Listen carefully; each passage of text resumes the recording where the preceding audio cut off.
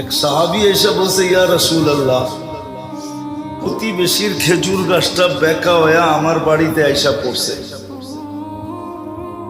কিন্তু খেজুর যখন পাইকা পড়ে তা আমার বাচ্চারও দুই একটা কুড়ায় নেয়, কিন্তু প্রতিবেশীটা এমন যে মুখের ভিতর থেকে পর্যন্ত আঙ্গুল দিয়া বাহির করে নেওয়া যায়। আপনি একটু ওরে বলেন না,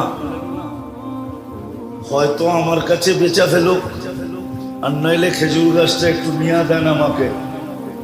আল্লাহ রসুল ডাইকা জিজ্ঞাসা করছে, কিন্তু ওটা প্রতিবেশী হলে কি হবে?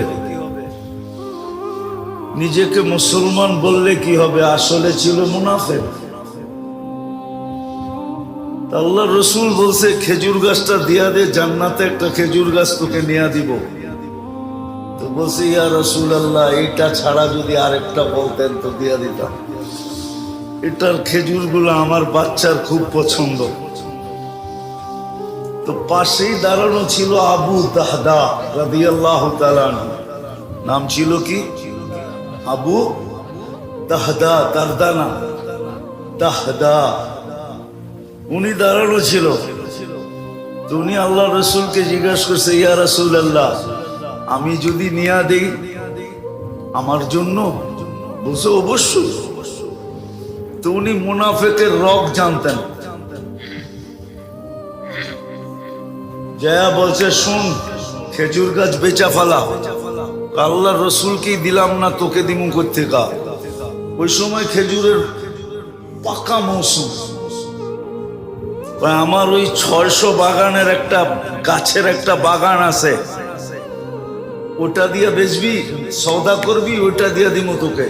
আমার এই খেজুর গাছ দিয়া দে। একটা বিনিময়ে কয়টা? কত? তাও পাকা ফল গাছে, পাকা ফল। আরবদের নিয়ম ছিল, যখন খেজুর পাকতে থাকতো, তো এখনো মদিনায় গেলে দেখবেন আপনি খেজুরের বাগানের ভিতরে ছোট একটা ঘর পাবেন,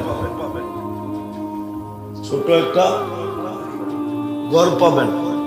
কেননা খেজুর যখন পাকতে শুরু করে তো ওরা এন্টার ফ্যামিলি সহ এখানে চলে যায়,